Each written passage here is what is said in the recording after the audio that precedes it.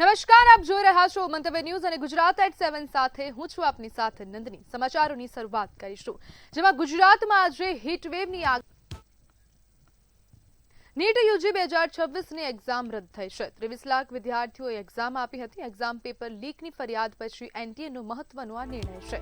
CBI તપાસની કોંગ્રેસે NEET paper leak મુદ્દે મોદી સરકાર પર આકરા પ્રહારો કરતા કહ્યું છે કે ગુજરાતમાં 24થી વધુ પેપર લીકના કિસ્સાઓ છતાં માફિયાઓ સામે કડક કાર્યવાહી થતી નથી।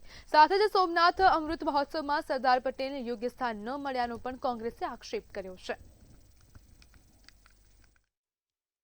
જાહેરાત બતાવું કે આમાં ક્યાંય સરદાર પટેલ, સોમનાથના સરદાર પટેલ ના હોય એવી કોઈ ઘટના જ ના હોય। આજે આવડો મોટો અમૃત મહોત્સવ થતો હોય અને એમાં સરદાર પટેલનો ફોટો ના હોય, એમના રાજકીય આગેવાનો, ત્યાંના સ્થાનિક આગેવાનોના ફોટા ના મૂકે, એ એમની આંતરિક બાબત છે। રાજપૂત ને રબારી ઈ કાઠી ને આહિર, ભરવાડી મેર ભેડા હારે ભળે હમીર, ગીરમાં બેઠ્યો ગઢડે વેગળો હતો વીર, સાંભળીને વાત સોમની હાથ ભર્યા હમીર। આ દુહો એટલા માટે યાદ કરવા પડે છે કે જે સોમનાથ માટે જેમને યોગદાન આપ્યું, જેમને બલિદાન આપ્યું, પાડિયા પૂજવાની આપણી સંસ્કૃતિ હતી, ત્યારે અમૃત મહોત્સવમાં આપણા પાડિયા ભૂલાઈ ગયા। જે પ્રમાણે નરેન્દ્રભાઈ મોદી છેલ્લા 6 મહિનામાં 2 વખત સોમનાથ આવ્યા। સોમનાથ સનાતન સંસ્કૃતિનું એક પ્રતીક છે અને ત્યાં દરેકે આવવું જ જોઈએ। રાહુલ ગાંધીજી પણ ત્યાં દર્શન કરવા ગયેલા છે। આજે જ્યારે તેઓ સોમનાથ પધાર્યા હતા ત્યારે એમણે એક પણ વાર આટલા બધા બલિદાનો જે હતા, જે અગાઉ મારા જે સાથી પ્રવક્તા શ્રીએ જે નામો લીધા, એમાંના એક પણ વ્યક્તિના નામનો નથી ઉલ્લેખ કરવામાં આવ્યો। તો ગાંધીનગર ખાતેથી મહત્વપૂર્ણ સમાચાર સામે આવી રહ્યા છે। તો એક મહત્વપૂર્ણ સમાચાર સામે આવી રહ્યા છે। પીએમની અપીલ બાદ સીઆર પાટીલે ઉત્કૃષ્ટ નિર્ણય લીધો છે। તો મહત્વપૂર્ણ સમાચાર ગાંધીનગરથી સામે આવ્યા। પાયલોટિંગ અને એસ્કોર્ટ ન વાપરવાનો આ નિર્ણય લેવામાં આવ્યો છે। તો મહત્વપૂર્ણ સમાચાર, જેમાં ઈંધણની બચતને લઈને નિર્ણય કર્યો હતો। ભાજપ શાસિત રાજ્યના મંત્રીઓ આ મહત્વપૂર્ણ નિર્ણય લઈ રહ્યા છે। એક બાદ એક અનેક મંત્રીઓ દ્વારા હવે આ નિર્ણય લેવામાં આવ્યો છે। યુદ્ધની સ્થિતિ સામાન્ય ન થાય ત્યાં સુધી આ નિર્ણય લેવામાં આવ્યો છે। સાથે સાથે પ્રફુલ્લ પાનસેરિયા દ્વારા પણ આ નિર્ણય કરાયો છે અને કાંતિ અમૃતિયાએ પણ આ નિર્ણય કર્યો છે। આપણી સાથે સંવાદદાતા કિંજલ બોરીસા લાઈવ જોડાઈ ગયા છે ન્યૂઝ રૂમથી। જે કિંજલ, મહત્વપૂર્ણ નિર્ણય સીઆર પાટીલે લીધો છે, પ્રફુલ્લ પાનસેરિયાએ પણ લીધો છે અને સાથે કાંતિ અમૃતિયાએ પણ લીધો છે, શું કહેશો? જે થોડા દિવસ પહેલાં જે વડાપ્રધાન નરેન્દ્ર મોદી દ્વારા અપીલ કરવામાં આવી હતી કે લોકો છે તે પેટ્રોલ ડીઝલની દેશમાં અછત સર્જાઈ શકે છે, કારણ કે દેશની પાસે તેલના મોટા કૂવા નથી।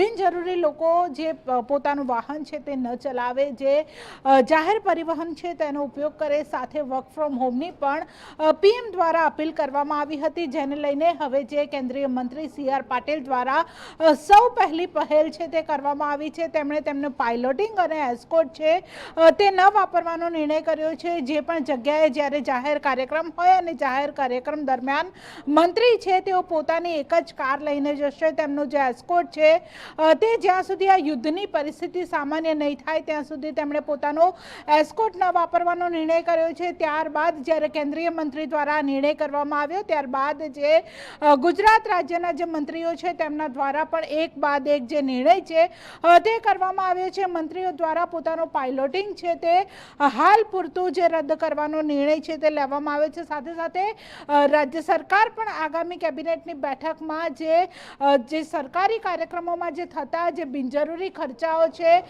તે અંગે પણ કેબિનેટમાં નિર્ણય કરવામાં આવી શકે છે। એટલે કે ભાજપ શાસિત જેટલા પણ રાજ્યો છે તે રાજ્યના જે મંત્રીઓ એક બાદ એક જે પોતાનો એસ્કોર્ટ છે તે ન વાપરવાનો નિર્ણય લઈ શકે છે, કારણ કે હાલ જે પાડોશી દેશમાં જે યુદ્ધ યુદ્ધ ચાલી રહ્યું છે અને યુદ્ધની સ્થિતિ ને જોતા પીએમ દ્વારા આ અપીલ કરવામાં આવી હતી કે ઈંધણ છે તે ઈંધણનો જથ્થો છે તે દેશમાં હાલ તો પૂરતો છે, પરંતુ જો યુદ્ધ લાંબુ ચાલશે તો પેટ્રોલ ડીઝલની અછત છે તે સર્જાઈ શકે છે, જેને લઈને હવે મંત્રીઓ છે તેમણે પોતાનો પાયલોટિંગ ન વાપરવાનો નિર્ણય કર્યો છે. જી બિલકુલ કિંજલ, જોડાવા બદલ આપનો આભાર.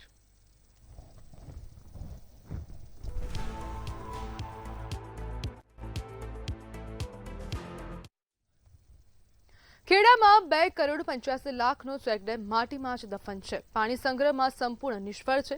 નદીના તળથી નીચે બનાવતા તંત્રની બેદરકારી છતી થઈ છે. તો શું છે સમગ્ર મામલો, જોઈએ અહેવાલમાં.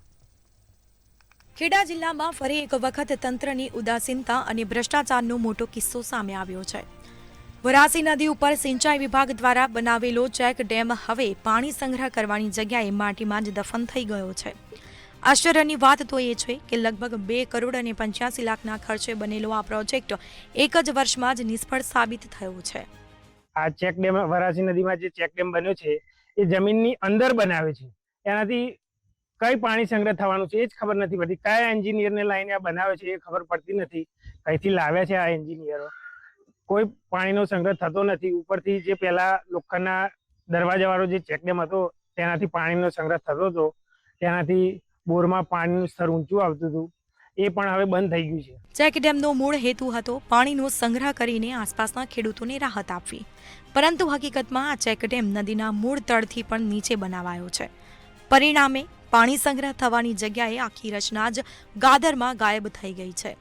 આ કોઈ સામાન્ય ટેકનિકલ ભૂલ નથી, પરંતુ સ્પષ્ટ રીતે આયોજન અને દેખરેખમાં ગંભીર બેદરકારી દર્શાવે છે. અમે નવાગામ પંચાયત મારફતે પણ લખી નાખ્યું.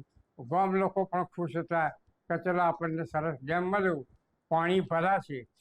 ચોથી પાણી એટલું બધું ભરાતું હતું, ડેમ ભરાતો ત્યારે કે 5 કિલોમીટર સુધી પાણીનો ઠેરો લાગતો, છાપરા સુધી, નવાગામના સિરગલ સુધી. એટલે ડેમ આખી નદી પર રેડ જતી હતી. પણ તે વખતે પાણી નદીમાંથી લેતા હતા નગરપાલિકા. પણ હવે એ ડેમનું પાણી જ ખાલી થઈ ગયું, 2 દિવસે ના રહ્યું. સરકારે ખોટા પ્રયત્ન કરે. સ્થાનિક લોકો કહે છે કે 20 વર્ષ પહેલા પણ લાખો રૂપિયાનો ચેકડેમ અહીં નિષ્ફળ ગયો હતો, છતાં તંત્રએ કોઈ પાઠ શીખ્યો નથી.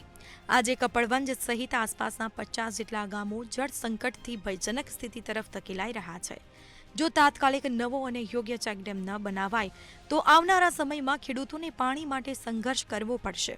હવે સવાલ એ છે કે શું તંત્ર જવાબદારી લેશે? શું ગાંધીનગરથી આવતી ટીમો ફક્ત કાગળ ઉપર તપાસ કરશે કે ખરેખર કાર્યવાહી થશે? લોકોની માંગ સ્પષ્ટ છે, દોષિતોની સજા અને યોગ્ય આયોજન સાથે નવી વ્યવસ્થા. નહીં તો વિકાસના નામે આવું ક્યાં સુધી ચાલુ રહેશે? આમિર મિર્ઝા, મંતવ્ય ન્યૂઝ, કપડવંજ.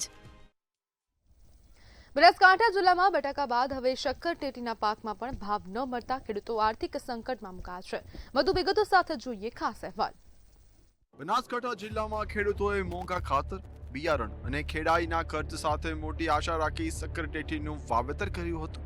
જિલ્લામાં આ વર્ષે આશરે 2,879 હેક્ટર વિસ્તારમાં પાક લેવાયો હતો અને શરૂઆતમાં સારા ભાવ મળતા ખેડૂતોને બટાકાના નુકસાનની ભરપાઈની આશા હતી. ઉનાળુ પાક તરીકે શક્કરટેટીનું વાવેતર કરીએ છીએ. છેલ્લા 10 વર્ષથી શક્કરટેટીનું વાવેતર કરીએ છીએ, પણ 71 વર્ષે અમને ભાવ મળે છે, એ પણ જેવા જોઈએ એવા ભાવ મળતા નથી. આ વખતે તો વાવેતર પણ ઓછું હતું, ઉત્પાદન પણ ઓછું છે, છતાં પણ ભાવો નથી. એટલે અમારે મિનિમમ વીઘાએ 60,000 થી 70,000નો ખર્ચો થાય છે, એની સામે 40,000 થી 50,000ની ઉપજ થાય છે. અત્યારે બિલકુલ ખેતરમાં ભાવ તો છે જ નહીં, પણ માલ પણ બજારની અંદર ખપતો નથી.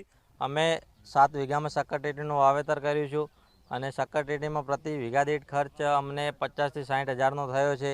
એની સામે શક્કરટેટીના અત્યારે ભાવો એકદમ નીચા છે. જે મિનિમમ ભાવ ખેડૂતને 20 થી 22 રૂપિયા રહે ત્યારે જ પોસાય, એ ભાવ અત્યારે સીધો 5 થી 6 રૂપિયા છે.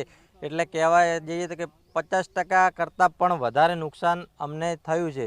તો સરકારશ્રીને એક નમ્ર વિનંતી છે કે આની તરફ ધ્યાન રાખી અને યોગ્ય પગલાં લે અને ખેડૂતને પોષણક્ષમ ભાવ મળી રહે, એનો માલનો યોગ્ય આવી ગરમીમાં નિકાલ થાય એની વ્યવસ્થા કરે. ઊંચા ભાવના ખાતર બાતર નાખી અને અમે 3 મહિના તનતોડ મહેનત કરી અને શક્કરટેટીનું વાવેતરનું ઉત્પાદન કર્યું છે. અત્યારે અમને બજારો નથી મળતી. અત્યારે 6 થી 9 રૂપિયાની બજાર છે. અમારો વીઘે ખર્ચો 60 થી 70 હજાર રૂપિયા છે. અમારું ઉત્પાદન 30-40 હજાર થાય છે. તો અમારે ખેડૂતને ક્યાં જવું? અત્યારે કોઈ પોષણ થાય એમ નથી. તો સરકારશ્રીને વિનંતી છે કે ભાઈ આના અમારે કંઈ પગલાં લેવા જોઈએ અને બારે ક્યાંક એક્સપોર્ટ કરે. પરંતુ હાલ બજારમાં સક્કરટેટીને માત્ર ₹6 થી 9 પ્રતિ કિલો ભાવ મળતા ખેડૂતોને ભારે નુકસાન થઈ રહ્યું છે. ખેડૂતોના જણાવ્યા મુજબ ઉત્પાદન ખર્ચ કાઢવા માટે ઓછામાં ઓછો 15 થી 20 રૂપિયા ભાવ જરૂરી છે, જેના કારણે હવે સરકાર પાસે સહાય અને યોગ્ય ભાવની માંગ ઉઠી રહી છે. રમેશ પટેલ, મંતવ્ય ન્યૂઝ, બનાસકાંઠા. રાજકોટ અને સાબરકાંઠા બંને વિસ્તારોમાં આગની 2 અલગ અલગ ઘટનાઓ સામે આવી છે. રાજકોટના આજુ ડેમ ચોકડી પાસે આવેલા કારખાનાના ખુલ્લા પટમાં વેસ્ટ માલમાં આગ લાગી હતી. ઘટનાની જાણ થતાં જ રાજકોટ ફાયર બ્રિગેડની ટીમ સ્થળે પહોંચી અને આગ પર કાબુ મેળવ્યો. આગનું ચોક્કસ કારણ હજુ અકબંધ છે. બીજી ઘટનામાં સાબરકાંઠાના વિજયનગર વિસ્તારમાં આવેલી સારોલી આશ્રમ શાળા કેમ્પસમાં બળતણ માટે રાખેલા સૂકા લાકડામાં અચાનક આગ લાગી હતી. છાત્રાલય નજીક આગ લાગતા થોડો સમય ધુમાડા દોડધામનો માહોલ સર્જાયો હતો, પરંતુ વેકેશન હોવાથી મોટી દુર્ઘટના ટળી હતી. ફાયર વિભાગની ટીમે બંને સ્થળે સમયસર પહોંચી આગ પર કાબુ મેળવ્યો.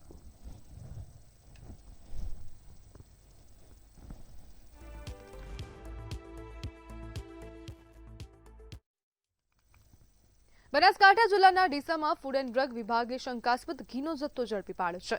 શુદ્ધ ઘીના નામે નકલી ઘી વેચતી 3 પેઢીઓ પર દરોડા પાડવામાં આવ્યા હતા. રેડ દરમિયાન 1444 કિલો સંદિગ્ધ ઘીનો જથ્થો જપ્ત કરવામાં આવ્યો છે. જપ્ત કરાયેલા ઘીની કિંમત 8,28,000 રૂપિયા છે. તમામ ઘીનો જથ્થો સીઝ કરી તેના નમૂના FSLમાં મોકલવામાં આવ્યા છે.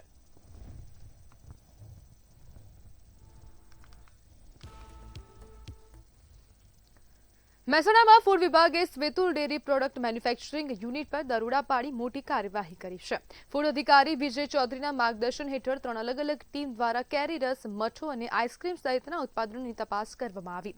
તપાસ દરમિયાન રોઝ ફ્લેવર આઈસ્ક્રીમમાં વપરાતા કેટલાક ફ્લેવર ઇન્ગ્રેડિયન્ટ વાંધાજનક હોવાનું સામે આવ્યું હતું. ફૂડ વિભાગે સ્થળ પર જ કેટલીક અખાદ્ય ચીજવસ્તુઓનો નાશ કરીને અખાદ્ય પદાર્થો બનાવનારાઓની સામે કડક કાર્યવાહીનો સંદેશ આપ્યો છે.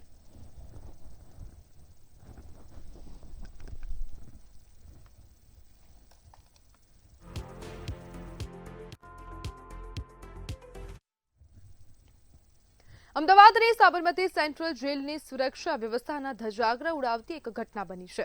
હત્યા અને પોક્સોના ગુનામાં સજા કાપી રહેલો કેદી જેલના મુખ્ય દરવાજેથી પોલીસની નજર ચૂકવીને ફરાર થયો. માલદેવ પરમાર નામનો કેદી આજીવન કેદની સજા ભોગવી રહ્યો હતો. સ્ટાફની શિફ્ટ બદલાઈ રહી હતી. એ તકનો લાભ લઈને કેદી ફરાર થયો. આ ઘટનાને પગલે જેલ પ્રશાસન અને પોલીસ બેડામાં ભારે ચકચાર મચી છે. સમગ્ર મામલે જેલર દેવદત્ત સિંહ ગોહિલે રાણી પોલીસ મથકમાં ફરિયાદ નોંધાવી છે.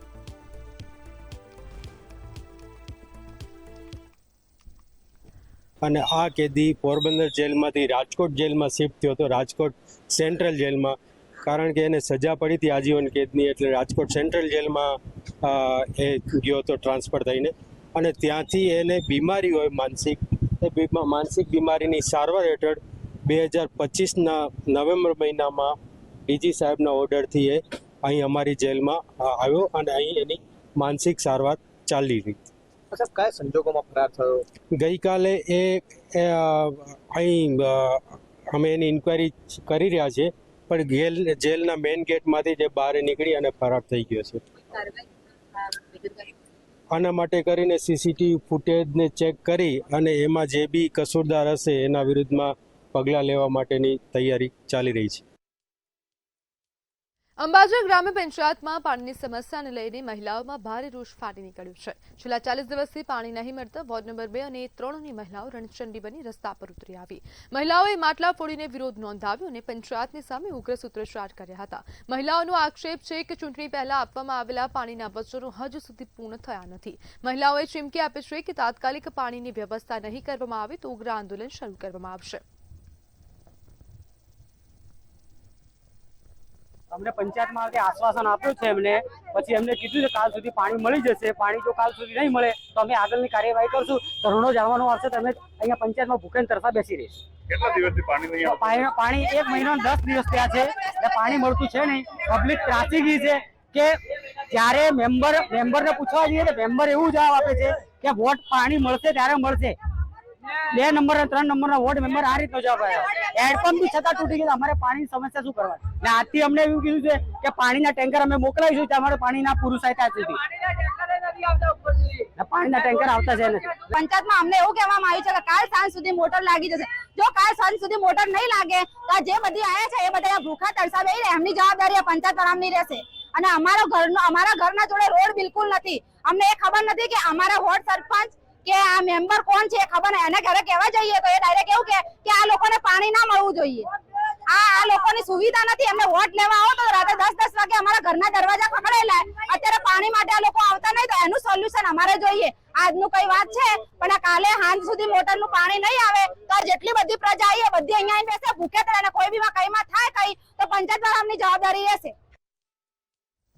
અરવલ્લી જિલ્લાના મોડાસા શહેરમાં માલપુર 4 રસ્તા પાસે આવેલા રોકડિયા હનુમાન મંદિરના ડિમોલિશનને લઈને તણાવની સ્થિતિ સર્જાઈ. મોડી રાત્રે તંત્ર દ્વારા કાર્યવાહી કરવામાં આવતા ધાર્મિક સંગઠનોના લોકો મોટી સંખ્યામાં સ્થળ પર એકત્ર થયા હતા. ઘટનાને પગલે સ્થિતિ તંગ બની જતા મોડાસા ટાઉન પોલીસ સહિત પોલીસનો મોટો કાફલો સ્થળ પર પહોંચ્યો.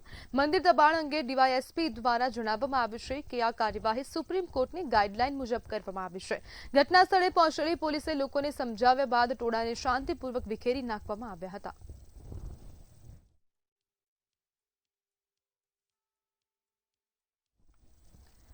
અમદાવાદ ગ્રામ્યના સાણંદ તાલુકાના સનાથલ ગામમાં યુવકની કરપીણ હત્યાનો બનાવ સામે આવ્યો છે. લગ્ન પ્રસંગમાં થયેલી સામાન્ય બોલાચાલી લોહિયાળ અથડામણમાં ફેરવાઈ હતી. દેવેન્દ્રસિંહ ચૌહાણની શરીરના ઉપરા છાપરી ઘા ઝીકીને હત્યા કરવામાં આવી હતી. ચાંગોદર પોલીસે ગણતરીના કલાકોમાં જ 2 આરોપીઓને ઝડપી પાડ્યા છે, જ્યારે અન્ય 3 આરોપીઓ ફરાર છે. સમગ્ર ઘટનાને લઈને ગ્રામ્ય પોલીસ દ્વારા વધુ તપાસ હાથ ધરાઈ છે. સમાચારમાં આગળ વાત કરીએ તો પાટણ ખાતેથી સમાચાર સામે આવી રહ્યા છે. કાકોસે પોલીસ દ્વારા મહત્વપૂર્ણ કાર્યવાહી કરવામાં આવી છે તો આરોપીની અટકાયત કરવામાં આવી છે. કાકોશી તો પાલનપુર ખાતેથી મહત્વપૂર્ણ સમાચાર સામે આવી રહ્યા છે. નગરપાલિકાના પ્રમુખ અને ઉપપ્રમુખની ચૂંટણી માટે હવે તો અમદાવાદના વાસણાથી સમાચાર સામે આવી રહ્યા છે, જેમાં પોલીસ દ્વારા કિશોરને લાફો મારવામાં આવ્યો હતો. તે મામલે વધુ અપડેટ સામે આવી રહી છે. અમદાવાદના વાસણાની આ સમગ્ર ઘટના છે. 13 થી 15 મે સુધી ગામમાં પાણીની કટોકટીની શક્યતા છે, જેમાં ગ્રામજનોને આગોતરા પાણી સંગ્રહ કરવાની અપીલ પણ કરવામાં આવી. એટલે કે 13, 14 ને 15 એ તારીખો માટે જે દેવપુરાથી બોર્ડ નંબર 4 ઉચ્ચ ટાંકીનું જે અમારા ગામડાઓમાં જે પીવાનું પાણી પુરવઠો આપવામાં આવે છે એ લાઈન દિયોદર રોડે ભારતમાલા નીચેથી પસાર થતી હતી. તો ત્યાં અનિવાર્ય કારણસર ત્યાં લીકેજ રિપેરિંગ તત્કાલ કરવું પડે એવું હોય આવી ગરમીની સિઝનમાં પણ બંધ કરવાની જરૂરિયાત ઊભી થઈ છે. આથી બંધ કરી અને તાત્કાલિક એને રિપેરિંગ કરવાની કામગીરી હાથ ધરેલ છે. અને આ રિપેરિંગ દરમિયાન જે ઇફેક્ટ થવા વાળા ગામો છે એ કુલ 16 ગામો છે. તો કેન્દ્રીય ગૃહમંત્રી અમિત શાહ ગુજરાતની મુલાકાતે આવવાના છે તો 3 દિવસીય મુલાકાત કરશે. તો આ મહત્વપૂર્ણ સમાચાર ગાંધીનગર ખાતેથી સામે આવી રહ્યા છે. 15, 16, 17 તો ગુજરાત@7 માં હાલ બસ આટલું જ. વધુ માહિતી માટે જોતા રહો મંતવ્ય ન્યૂઝ. નમસ્કાર.